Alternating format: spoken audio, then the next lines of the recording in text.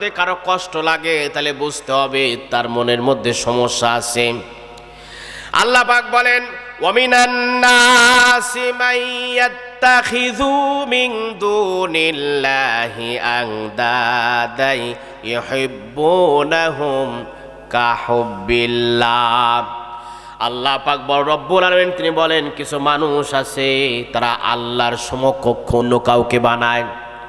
মানে আল্লাহর কথা বলার পরে যতটুকু তার ভিতরে কাজ করে না, যদি তার পীর সাহেবের কথা বলে লাভ দিয়ে একেবারে ছাদে উঠে পড়ে। আছে কিনা বলেন এরকম মানুষ? আল্লাহ পাক রব্বুল আলামিন তারপরে বললেন, ওয়াল্লাযীনা আমানু আশাদ্দু হুব্বান লিল্লাহ। আল্লাহ পাক বলেন, যেভাবে আল্লাহকে ভালোবাসার দরকার ছিল তারা সেভাবে ভালোবাসে না, অন্য মানুষকে সেরকম ভালোবাসে। কে বলতেছেন?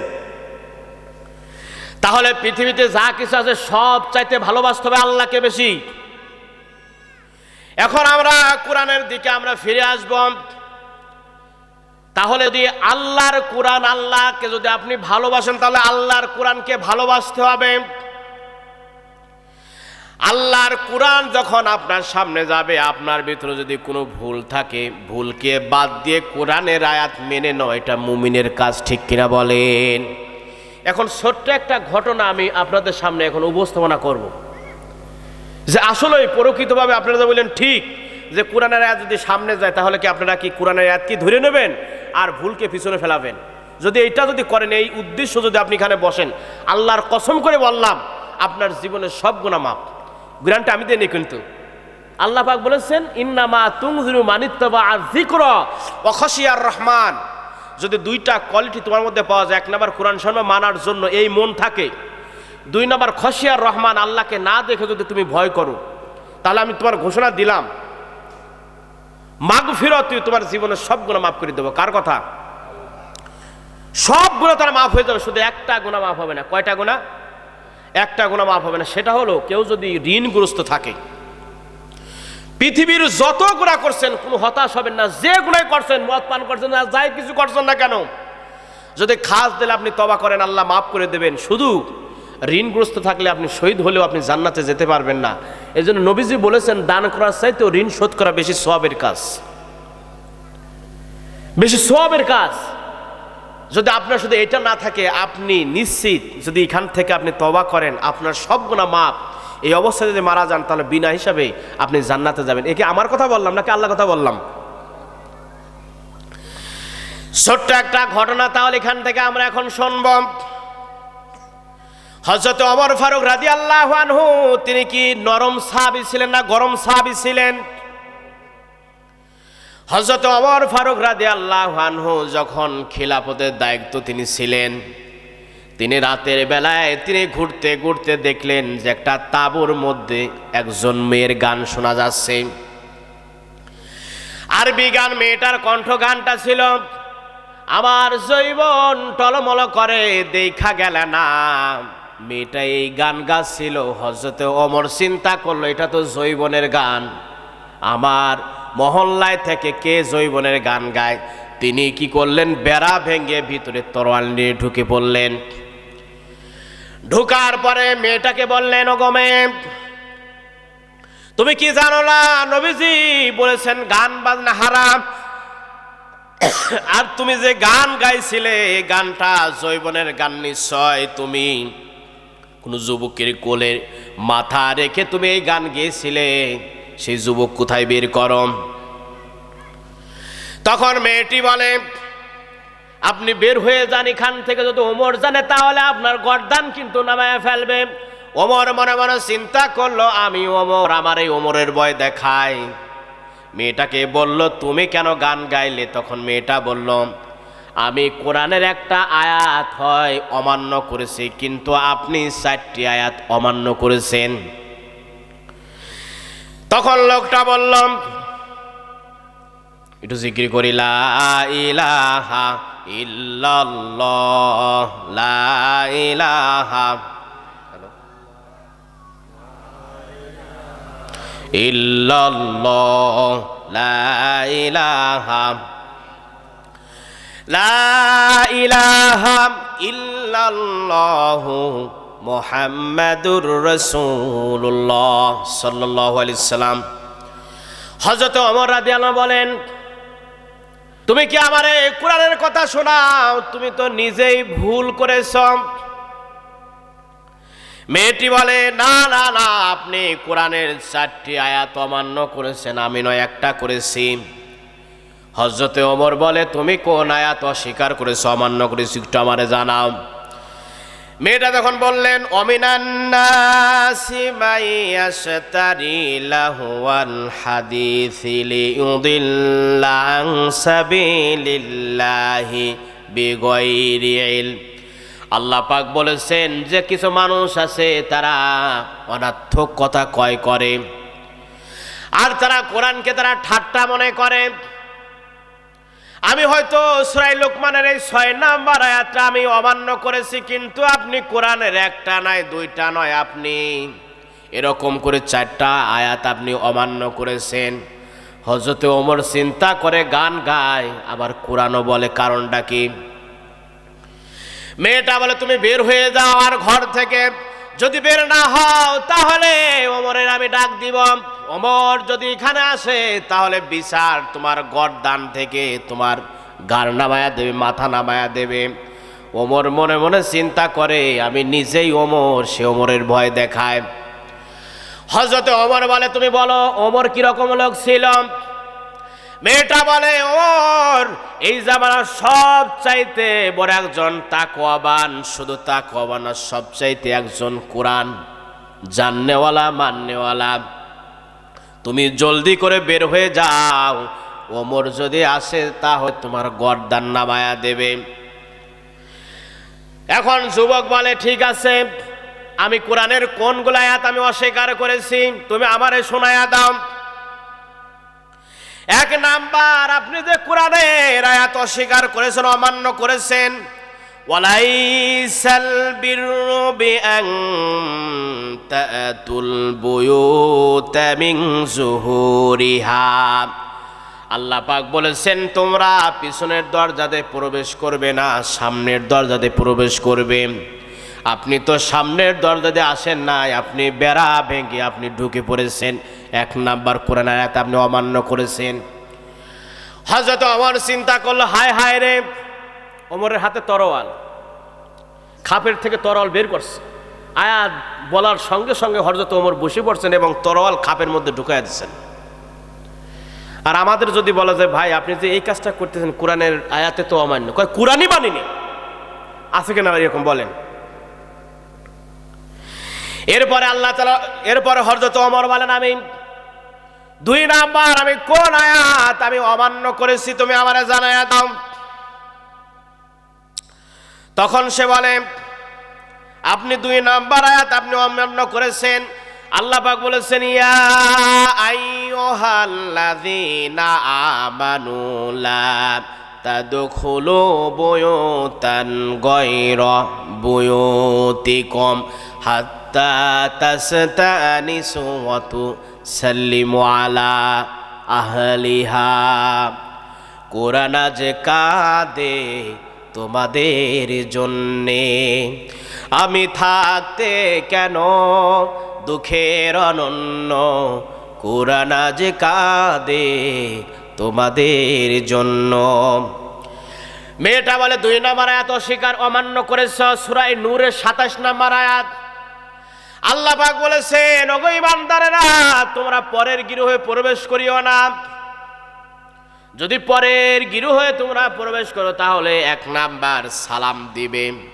আপনি সালাম দেন নাই, অনুমতিও নেন নাই, আপনি এমনিতেই ঢুকে পড়ছেন। হযরত ওমর বলে, ঠিক আছে, আমি 3 নাম্বার কোন আয়াতটা আমি অমান্য করেছি? তখন মেয়েটি বলে, আপনি সূরা হুজরাতের আপনি 12 নম্বর আয়াতে আপনি অমান্য করেছেন। আল্লাহ পাক বলেছেন, ইয়া আইয়ুহাল্লাযীনা আমানু জতানিবু কাসীরাম মিনাজ-যন্নি। আল্লাহ পাক বলেছেন, ও ঈমানদারেরা, তোমরা আন্দাজের উপরে ধারণা করো না। আপনি তরোয়াল নিয়ে ঢুকে পড়েছেন আর বলেছেন, আমি কোন যুবকের কোলে মাথা রেখে আমি জৈবনের গান গেয়েছি। এখানে তো কোনো যুবকই নাই। 4 নাম্বার আপনি আয়াত অমান্য করেছেন। 4 নাম্বার আপনি আয়াত অমান্য করেছেন। আল্লাহ পাক বলেছেন লাইসা আলাল আ'মা হারাজ, যদি কেউ অন্ধ হয় তাহলে তার জন্য বিচার নাই। আপনি তো অন্ধ না, আপনি চোখে দেখেন। আপনি এই 4টি আয়াত অমান্য করেছেন। হযরতে ওমর সঙ্গে সঙ্গে মাটিতে বসে গেলেন। হযরতে ওমরের রাগ ছিল বেকায়দা। কোরআনের আয়াত যাওয়ার পরে আপনি যদি মনে করেন যে ওমরের মতন আমি হব, তাহলে আপনি কোরআনের আয়াত সামনে যাওয়ার পরে আপনি যত বড় রাগী মানুষ হন না কেন, আপনাকে নত হতে হবে কিনা বলেন। হযরত ওমর রাদিয়াল্লাহু আনহু বলেন ঠিক আছে, তুমি তো কোরআন ভালোই জানো। মেয়েটা বলে শুধু আমি কোরআন জানি না, আমি কোরআনের হাফেজ। হযরত ওমর বলে তাহলে কোরআনের হাফেজ তুমি কেন গান গাইলে? মেয়েটি বলে যেদিন আমার বিবাহ হয় আমি সাজসজ্জায় বাসর ঘরে আমি বসা ছিলাম, আমার স্বামী আমার কাছে আসবে, আসার পরে আমি এমন সময় দেখতে পাইলাম হযরত ওমরের দুধ এসেছে আর বলতেছেন এখানে আব্দুল্লাহ বিন সাদ নামে কেউ আছে কিনা। লোকজন দেখা দিল যে আব্দুল্লাহ বিন সাদ, ওই যে সে বিয়ের যে বর বসে সেখানে বসা আছে।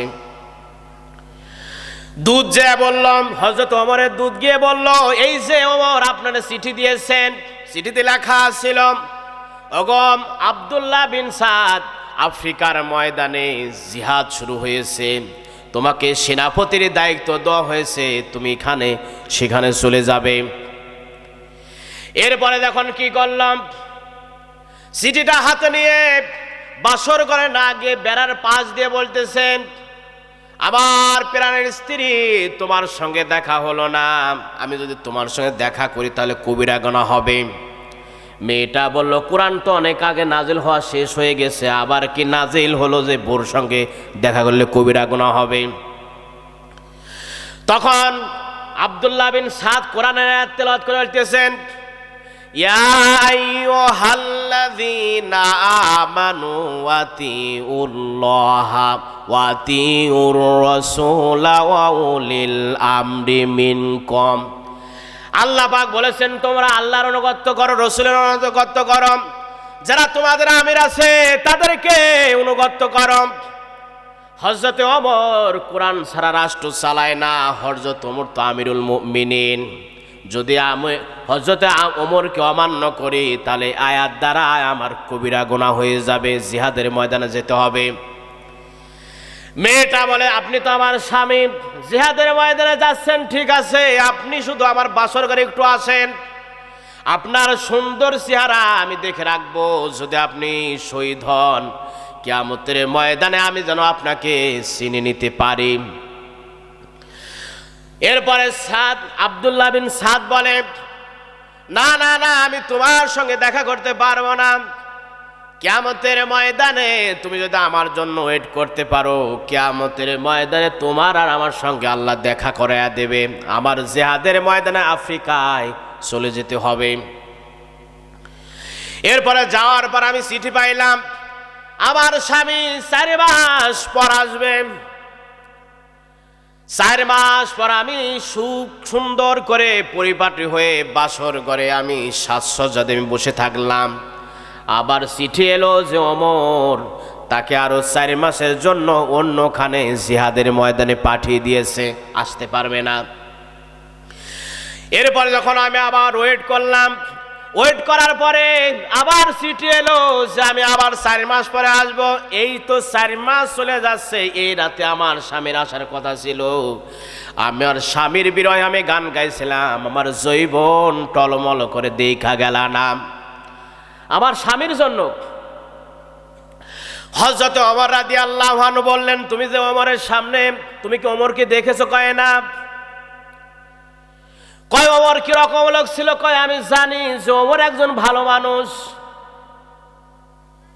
কিন্তু আমার স্বামীকে এরকম যে করেছে এই জন্য আমার মনে অনেক কষ্ট। ওমর পরিচয় দিলে যা আমি যে ওমরের সামনে দাঁড়ায় কথা বলে সেই আমি হচ্ছে সেই ওমর। তিনি সেখান থেকে বের হয়ে গেলেন, বাড়িতে গেলেন, যাওয়ার পরে ঘোড়া প্রস্তুত করলেন। ঘোড়া প্রস্তুত করে তিনি আফ্রিকার ময়দানে গেলেন। যাওয়ার পরে আফ্রিকার ময়দানে গিয়ে বললেন যে এখানে আব্দুল্লাহ বিন সাদ কেউ আছে কিনা। অন্য সাহাবীরা তাকে ডেকে পাঠালেন যে হযরত ওমর তোমার সন্ধানে এসেছে, ওমরের সঙ্গে দেখা করো। আব্দুল্লাহ বিন সাদ রাদিয়াল্লাহু আনহু ওমরের সামনে গিয়ে বলতেছেন যে ওমর আমিরুল মুমিনিন, আপনি আমার দেখার জন্য আপনি এসেছেন? কয় হ্যাঁ এসেছি। কয় আমি জানি তুমি বিবাহ করেছ। তখন আব্দুল্লাহ বিন সাদ রাদিয়াল্লাহু বলেন আমি যে বিয়ে করছি আপনি এটাও জানেন? হযরত ওমর রাদিয়াল্লাহু বললেন তোমাকে আমি ছুটি দিয়ে দিলাম, যতদিন পর্যন্ত তোমার স্ত্রী আসতে দেবে না ততদিন পর্যন্ত তুমি আর বাড়ি থেকে বের হবে না। হযরত ওমর রাদিয়াল্লাহু আনহু আব্দুল্লাহ বিন সাদকে পাঠিয়ে দিলে সঙ্গে সঙ্গে 2 রাকাত নামাজ পড়লেন। নামাজ পড়ে আল্লাহর কাছে বলেন আল্লাহ এই কারণে কিয়ামতের ময়দানে আমার আসামির কাঠগড়ায় দাঁড়া করো না। হযরত ওমর রাদিয়াল্লাহু আনহু তিনি এই কথা বলার পরে সেখান থেকে তিনি বাড়িতে আসলেন। বাড়িতে আসার পরে আমাদের একজন আম্মাজান ছিলেন হাফসা রাদিয়াল্লাহু আনহা, হযরতের মেয়ে, হযরত ওমরের মেয়ে, আমার নবীজির স্ত্রী ছিলেন, আমাদের আম্মাজান হন। এরপরে ওমরের মেয়েকে ডাক দিলেন, ওগো মা তোমার কাছে একটা বিষয় আমি জানতে চাই, খবরদার আমার সামনে লজ্জা করবে না, এই কথাটা আমাকে প্রকাশ করে দেবে। তুমি বলো একজন মেয়ের যখন বিবাহ হয়ে যায় তখন তার স্বামী ছাড়া সে কয়দিন পর্যন্ত থাকতে পারবে? তুমি যদি কথাটা না বলো কিয়ামতের ময়দানে আমি আল্লাহর আসামির কাঠগড়ায় দাঁড় হয়ে যাব, কারণ এই বিষয় আমার জানা নাই। হাফসা রাদিয়াল্লাহু আনহু বললেন আব্বাজান একটা মেয়ে তার স্বামী ছাড়া 3 মাসের বেশি থাকতে পারে না। হযরতে ওমর রাদিয়াল্লাহু আনহু সকালবেলা তিনি ঘোষণা করলেন যারা আমার রাজত্বে থাকবে মাসে তাদের 3 দিনকের ছুটি। বলেন সুবহানাল্লাহ। আমি যে কথাগুলো বললাম এটা কি কোনো আমার বানায় কথা বলছি? তাহলে আমরা এখান থেকে মানতে পারি যে আমাদের সামনে ভুল যদি থাকে, কোরআনের আয়াত যদি সামনে যায় তাহলে কি মানবো, ভুল নাকি কোরআনের আয়াত? ইনশাল্লাহ মানবেন তো আপনারা? পৃথিবীতে সবচাইতে বেশি কাকে ভালোবাসতে হবে? আল্লাহকে। কিন্তু সেই আল্লাহ আবার বলছেন যদি আমার রসুলকে না ভালোবাসো তাহলে আমাকে পাবে না। আমি এই কথা বলার পরে বলতেছে যে খালি কোরআন মানবো আর আল্লাহর মানবো, আর কিছু মানা লাগবে না। হ্যাঁ, আর কিছু আপনার মানা লাগবে না। কোরআন যদি আপনাকে বলে ওইটা মানতে হবে তাহলে মানতে হবে। মা আতাকুম রাসূলু ফাখুযু ওয়া মা নাহাকুম আনহু ফান্তাহুন। রসুল তোমাদের যা দেয় তা তোমরা গ্রহণ করো, যা নিষেধ করে তা তোমরা বর্জন করো। তাহলে এই আয়াতের দ্বারা রসুলকে মানতে হবে কি হবে না বলেন? রসুলকে যদি কেউ না মানে তাহলে সে ব্যক্তি কি জান্নাতে যাবে? সে কি কোরআন ঠিক মানে মানলো? ছোট্ট একটা ঘটনা আপনাদের সামনে এখন আমি শোনাবো। এতক্ষণ পর্যন্ত আপনাদের কোরআনের কথা বলার চেষ্টা করেছি। এখানে অনেক শিক্ষিত ভাইরা আছেন, একজনের নাম আমাদের ইতিহাস থেকে কেটে দেওয়া হয়েছে। ওরাকা বিন নাওফেল রাসূলুল্লাহ হযরত খাদিজার চাচাতো ভাই ছিলেন। ওরাকা বিন নাওফেল তিনি বিশাল বড় একজন কবি ছিলেন। তার কবিতা কেটে দিয়ে বঙ্গবন্ধুর নাম ওখানে দিয়েছে। নাউজুবিল্লাহ, আস্তাগফিরুল্লাহ। আল্লাহ যদি ক্ষমা না করে তাহলে জান্নাতে যাওয়ার কোনো কায়দা নেই। তার কবিতা কেটে দিয়ে, মানে রাসূলুল্লাহ সাল্লাল্লাহু আলাইহি ওয়াসাল্লামের সালারের কবিতা কেটে দিয়ে বঙ্গবন্ধুর কবিতা ঢুকেছে। চিন্তা করা যায় কত বড় নাফরমান, কত বড় শয়তান হলে পারে এই কাজ করতে পারে। ওরাকা বিন নাওফেল সে রাসূলুল্লাহর হাতে হাত দিয়ে কালেমা পড়ে নাই। হযরতে খাদিজা আমাদের আম্মা জান একদিন জিজ্ঞাসা করেন, ইয়া রাসূলুল্লাহ আপনি আমাকে একটা বিষয় জানান, কিন্তু এই বিষয় আমার জানার দরকার। আমার চাচাতো ভাই ওরাকা বিন নাওফেল আপনার হাতে হাত দিয়ে কালেমা পড়ে নাই, সে কি জান্নাতে যাবে? আপনাকে বিশ্বাস করত। আল্লাহর নবী বললেন আমি ওরাকা বিন নাওফেলকে দেখেছি, আমি গেল রজনীতে আমি স্বপ্নে দেখেছি যে সে জান্নাতের ভিতরে সাদা কাপড় পরে সে উড়ে বেড়াচ্ছে। বলেন সুবহানাল্লাহ। তার কবিতা কেটে দিয়ে এমন একজন নেতার আদর্শ দিয়েছে যে নেতা সবসময় সিগারেট খেতেন। আল্লাহু আকবার। আমাদের সকলকে রক্ষা করুন, আমরা বলি আমিন। এখানে যেহেতু শিক্ষিত মানুষ আছেন, ছোট্ট একটা ঘটনা সকলে আপনারা জানেন। ইবনি বতুতার নাম আপনারা সকলেই শুনছেন। ইবনি বতুতা 22 বছর বয়সে তিনি একটা নয় দুইটা নয়, তিনি প্রায় 10টা রাষ্ট্র ঘুরছিলেন পায়ে হেঁটে।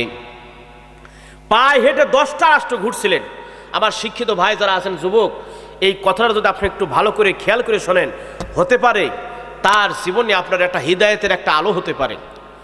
আমরা নিয়েছি অন্তর নামক ঝুরি, হৃদায়ত নামক ফুল কুড়ানোর জন্য আমরা এখান থেকে নিয়ে যাব ইনশাল্লাহ, ঠিক কিনা বলেন? এটা তাকবীর দেই, লিল্লাহে তাকবীর। আর একটু জোরে বলা যাবে না? লিল্লাহে তাকবীর, লিল্লাহে তাকবীর। ইবনি বতুতা তিনি 22 বছর বয়সে কয়টা দেশ ঘুরছিলেন? 10টা দেশ ঘুরছিলেন 22 বছরে। তারপরে তো আরো 10টা তিনি ঘুরছেন। ইবনি বতুতা তিনি বিভিন্ন রাষ্ট্র ঘুরতেন। রাষ্ট্র ঘুরতে ঘুরতে একদিন তিনি মালদ্বীপে গেলেন। মালদ্বীপে যাওয়ার পরে দেখলেন মালদ্বীপের মানুষেরা নামাজ আজান এগুলো বেশি দেয়।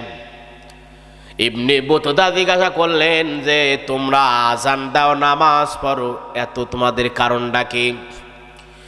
ওই দেশের মানুষ তখন বলেছিল, আরব দেশ থেকে একটা জাহাজ আমাদের দেশে এসেছিল, আসার পরে ঝড়ের কবলে পড়েছিল।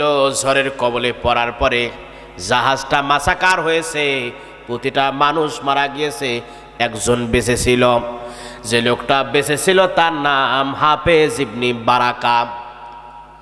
একটু দুরূদ শরীফ পড়ি, আল্লাহুম্মা সাল্লি আলা আলামিন।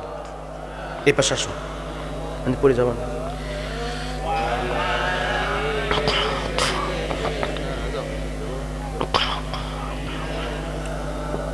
মুনামার কাঁদে রে, পানামার কাঁদে রে, যেতে সোনার মদিনা। মুনামার কাঁদে রে, পানামার কাঁদে রে, যেতে সোনার মদিনা। আল্লাহুম্মা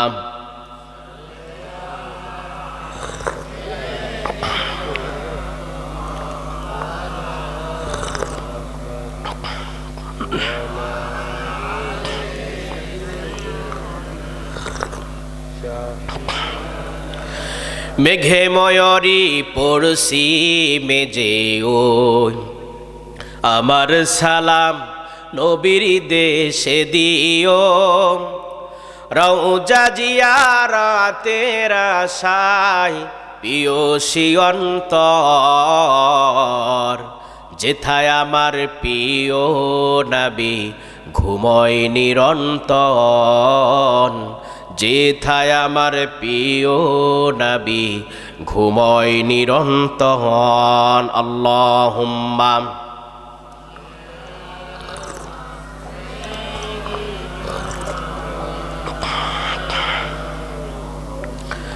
ওয়ালা আলি সাইয়্যিদিনা মাওলানা।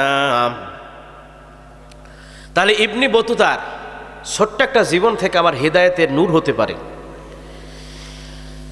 ইবনে বতুতা বলল, তাহলে তোমাদের দেশে এত আজান, এত আল্লাহওয়ালা মানুষ কিভাবে এলো?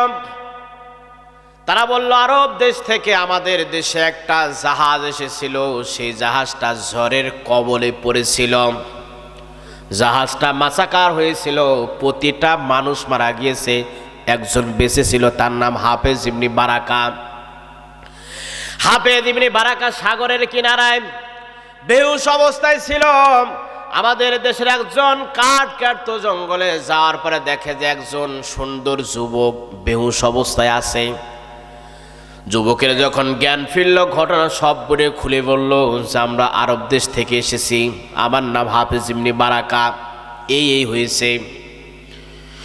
সেই লোকটা তার বাড়িতে নিয়ে গেল। নেওয়ার পরে হাফেজ ইবনে বারাকা 5-7 দিন তিনি সেই বাড়িতে থাকলেন। থাকার পর দেখে যে বাড়িওয়ালা প্রতিদিন জঙ্গলে কাঠ কাটে বাজারে বিক্রি করে।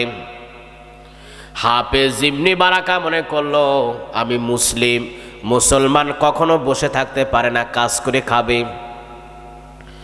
আমাদের সমাজে কিছু ভুল মানুষকে বোঝানো হয়, তা আমি কিছু আসলে কথাগুলো না বললে পারে আপনারা ভুলের মধ্যেই থাকবেন। আমাদের সমাজে একটা প্রচলন আছে যে নামাজ ভাঙার কারণ 19টি আছে কিনা বলেন? কয় নামাজে অশুদ্ধ কোরআন পড়া, অশুদ্ধ কোরআন যদি পড়ে তার নামাজ হবে না। আচ্ছা, এখানে যারা বসা আছে 100 জনের ভিতরতে 99 জন সঠিকভাবে কি কোরআন পড়তে পারবে? নামাজে কেউ ইচ্ছাকৃতভাবে যদি কেউ ভুল পড়ে তাহলে তার নামাজ হবে না। কেউ যদি আল্লাহকে মোহাব্বত করে কেউ যদি কোরআন পড়ে, নামাজ পড়ে, সে যা জানে ওর উপরে সে যদি নামাজ পড়ে, আল্লাহ সুবহানাহু ওয়া তাআলা তার নামাজ কবুল করবে। নামাজ বরং অশুদ্ধ কোরআন পড়লে আপনার নামাজ হবে না, আপনি যদি ইচ্ছাকৃতভাবে পড়েন। এরপর আপনি চিন্তা করলেন যে এটাই, আপনি চেষ্টাও করলেন না, আপনি ওটাই ভুলের ভিতরে আছেন। আপনাকে চেষ্টা করতে হবে, তারপর যদি ভুল হয় নামাজ আপনার হয়ে যাবে। আপনি যেভাবে আপনার মনকে বুঝাবেন না না না আমার আল্লাহর সঙ্গে সরাসরি সম্পর্ক আছে। জিবরাইল আমিন তার পাখার যে গতি, বিদ্যুতের গতি 1,86,000 মাইল, তার চাইতে একটা গতি সম্পূর্ণ একটা আলো আছে। এই আলোটা কি জানেন? আপনি যদি সেজদা করেন, এই সেজদা আল্লাহর সঙ্গে আপনাকে সরাসরি, আল্লাহ সুবহানাহু ওয়া তাআলার সঙ্গে সরাসরি আপনার ভালোবাসা হবে। সুবহানাল্লাহ। এরপর আর একটা ভুল আমাদের সমাজে বলে ঠিক, কিন্তু বসছে ভুল। বলে কি যে ফজরের নামাজের পরে 2 রাকাত তাওয়াবিন নামাজের জন্য আপনি বসে থাকবেন। কয় বসে থাকলে কি হবে? কয় 2টা উট সদগার সওয়াব হবে। তখন ইশরাকের নামাজ, তখন এটা শোনার পরে সাধারণ মানুষ কয় সুবহানাল্লাহ, কাজকর্ম বাদ দিয়ে বাস ওখানে বসে আছে। রাসূলুল্লাহ বলেছেন কাদাল ফাকরু আইনাল কুফর, দরিদ্রতা মানুষের কুফর দিকে ঠেলে নিয়ে যায়। তাহলে মুসলমানের 1 নাম্বার টার্গেট থাকতে হবে কি? এই যে আমি হাদিসটা বললাম, এই হাদিসটা ইহুদিরা কাজে লাগাইছে। বিশ্বের ভিতরে 1 নাম্বার ধনী হচ্ছে ইহুদিরা। ইহুদিরা রাসূলুল্লাহর এই হাদিসটাকে ফলো করছে। যদি আপনার ঘরে যদি খাবার সেরকম না থাকে, যদি আপনার যদি সমস্যা থাকে, আপনি নামাজের ফরজ নামাজের পরে আপনি বের হয়ে যাবেন, আপনি আওয়াবিনের জন্য আপনি বসে থাকবেন না। আওয়াবিনের জন্য বসে থাকবে ওই লোকটায় যার ঘরে খাবার আছে, তার কোনো টেনশন নাই, মসজিদ থেকে বেরিয়ে ওই চার দোকানে সিনেমা জড়িয়ে দেখবে আর চা খাবে, বিভিন্ন গল্প ওর জন্য, সে নিজে নামাজ পড়বে, সবার জন্য দোয়া করবে। ওই লোকটা রাসূলুল্লাহ সাল্লাল্লাহু আলাইহি ওয়াসাল্লামকে সবচাইতে বেশি ভালোবাসতে হবে। একটা হাদিস আছে যে একজন সাহাবী এসে বললেন, ইয়া রাসূলুল্লাহ, আমি আপনাকে ভালোবাসি। রাসূলুল্লাহ বললেন, তুমি সত্যি ভালোবাসো? তাহলে দরিদ্রতা হওয়ার জন্য প্রস্তুত হয়ে যাও। সাহাবী কয়জন? কয়জন? একজন সাহাবী। সেই লোকটা, আল্লাহ রাসূল বললেন কি যে তুমি, একজন লোক এসে বলছেন, ইয়া রাসূলুল্লাহ, আপনি আমাকে কিছু আমল দেন যাতে আমি জান্নাতে যেতে পারি। রাসূলুল্লাহ বললেন, যাও তুমি তোমার পিতামাতার খেদমত করো। রাসূলুল্লাহ, আপনি আমাকে কিছু আমল দেন যাতে জান্নাতে, যাও তুমি জিহাদের ময়দানে। রাসূলুল্লাহ, আপনি আমাকে কিছু আমল দেন। কয় 5 ওয়াক্ত নামাজ তুমি পড়বা। 3 জনের কি করলেন? 3 রকম কথা বললেন, 3 জনকেই জান্নাতে দিলেন। তাহলে রাসূলুল্লাহ কি ভুল বলছেন নাকি আমাদের ভুল বোঝা হয়েছে? আমাদের যে যার আমল করা লাগবে সেটা আমল করবেন, বেশি করবার যাবেন না। কোরআন কারিমকে বিশ্বাস করতে হবে, সব আমল আপনার করা লাগবে না। যাকাত কি সবার উপরে ফরজ, কিন্তু বিশ্বাস করতে হবে যাকাত আপনার দেওয়া লাগবে না, আপনি যদি যাকাত যদি ফরজ না হয়। হজ ফরজ, কিন্তু সবার জন্য কি ফরজ নাকি? কিন্তু বিশ্বাস করতে হবে। আমার কথাকে আপনারা সংক্ষিপ্তভাবে কথাকে বুঝতে পারছেন আপনারা? তাহলে এভাবে আমরা আমল করবেন ইনশাল্লাহ। যে যেখানে আছেন, যারা দেখা যায় যে মাদ্রাসায় আমরা পড়াই, আমরা বলি আপনাদের ছেলে মেয়েদেরকে মাদ্রাসায় দেন। আমার তাবলিগের ভাইরা যারা তাবলিগ করে, আমার মামা আছে সেও তাবলিগ করে, কয়েক চিল্লা দিচ্ছে, সব বলে যে তাবলিগ চিল্লায় চলে আসেন। যারা দেখা যায় যে ওয়াজ নসিহত করে, বলে ওয়াজ নসিহতে আসেন।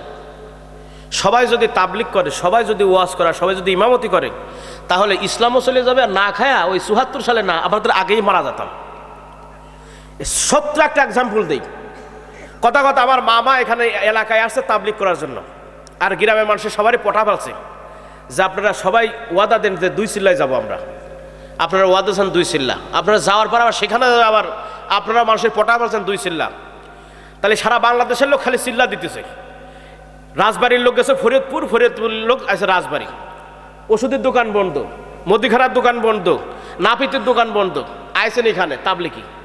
আসার পরে রাত্রে আপনার পেট খারাপ হয়েছে, বেকায়দা আপনার পেটে ব্যথা। এখন ডাক্তারের দোকান গেছেন, কয় ডাক্তার চিল্লাই গেছে। তখন আপনার ওখানে ওই দুহানের সামনে আপনাকে ওই মুরগি যেরকম ছাটায় মরে না, আপনার সেই রকম মূর্তি হবে। যে যেখানে আছেন ওখান থেকে আল্লাহরে ভয় করেন, ওখান থেকে আল্লাহরে মানিয়ে নেন, তাহলে ইসলামের সৌন্দর্য বাড়বে, ইসলাম তাহলে কায়েম হবে। আমারও একজন বলছিল যে কয় আমরা ইসলামের দাওয়াত দিতে দিতে একদিন ইসলাম কায়েম হয়ে যাবে। তা আমি ছোট্ট একটা তাদের উদাহরণ দিছিলাম। সে লোকটা স্যার ছিল, তাই বললাম স্যার একজন লোক ওই টাকি মাছের মানে একটা সে ওই বিল থেকে একটা টাকি মাছ ধরে আনছে, তা টাকি মাছের খাওয়াইতেছে, অনেক খাওয়ায়নি। টাকি মাছ কতটুকু খেতে পারে, জোর করে খাওয়াইতেছে। একজন লোক যা বলছে ভাই আপনি যে টাকি মাছের খাওয়াইতেছেন এত কারণটা কি? কয় এই জন্যই খাওয়াচ্ছি টাকি মাছ যদি শৈল মাছে পরিণত হয়। তা বলছে কিয়ামত হয়ে যাবে, তারপরে টাকি মাছ শৈল মাছে পরিণত হবে না। সবাইকে যদি এক পাল্লায় আনা হয় আর যদি ইসলাম কায়েম করার চিন্তা করে, সেরকম কোনোদিন ইসলাম কায়েম হবে না। যে যেখানে আছেন, কৃষক কৃষকের জায়গায় থাকবে, দোকানদার দোকানদারে থাকবে, ডাক্তার ডাক্তারের কাছে থাকবে, ইমাম ইমামের জায়গায় থাকবে। যে যেখানে আছেন ওখানে থাকেন। এখান থেকে সকলে যদি আমরা আল্লাহকে মেনে নেই, তাহলে আমাদের সোনার একটা রাষ্ট্র গড়বে। ঠিক কিনা বলেন? কেউ কেউ কষ্ট পেলেন আমার কথা শুনে। ইবনি বতুতা তিনি বললেন এরপরে কি হলো, বলল তিনি 3-4 দিন পরে হাফেজ ইবনে বারাকা চিন্তা করলো এই লোকটা প্রতিদিন কাঠ কাটে আর জঙ্গলে কাঠ কাটে বাজারে বিক্রি করে। আমি তো হাফেজ মানুষ, আমি মুসলিম, আমি বসে থাকতে পারি না। তাহলে যারা মুসলমান যুবক ভাইরা এখনো বেকার আছেন, ছোট চাকরি হলেও করবেন, খবরদার বসে থাকবেন না। আপনি যখন অভাবগ্রস্ত থাকবেন, শয়তান আপনাকে টালা নিয়ে বেড়াবে, বিভিন্ন জায়গায় আপনাকে টালা নিয়ে বেড়াবে, আপনাকে পথভ্রষ্ট করে ফেলবে। হাফেজ ইবনে বারাকা চিন্তা করলো তাহলে আমু কাজ করব। হাফেজ মানুষ জঙ্গলে কাঠ কাটে আর বাজারে বিক্রি করে। 1 মাস 2 মাস যেতে যেতে এরকম 7-8 মাস চলে গেছে। এখন সন্ধ্যার সময় একদিন বাসায় আসছে, আসার পরে দেখে যে বাড়ি থাকতো সেই বাড়িওয়ালা 2জন হাও মাও করে কাঁদতেছে। কয় কান্দ কেন? বাড়িওয়ালা বলে কিছুক্ষণ পরে আমার মেয়েটা মারা যাবে, আমার একমাত্র মেয়ে, সুন্দর চেহারা, আমার মেয়েটা মারা যাবে, এটা চিন্তা করে আমি কাঁদতেছি। কয় মেয়েটা মারা যাবে, জিবরাইল আমিন কি আপনার কাছে নিউজ দিয়ে গেছে? কয় না। কয় তাহলে আপনি কেন কাঁদতেছেন? আপনার মেয়ে মারা যাবে না? কয় না। প্রতি বছর আমাদের দেশে ভূমিকম্প হয়, বিশাল বড় দৈত্য উঠে আসে, সেই দৈত্য এই দেশটাকে মাসাকার করে ফেলে। সেই বছর থেকে একটা কুমারী মেয়ে একটা মন্দিরের মধ্যে রেখে আসা হয়।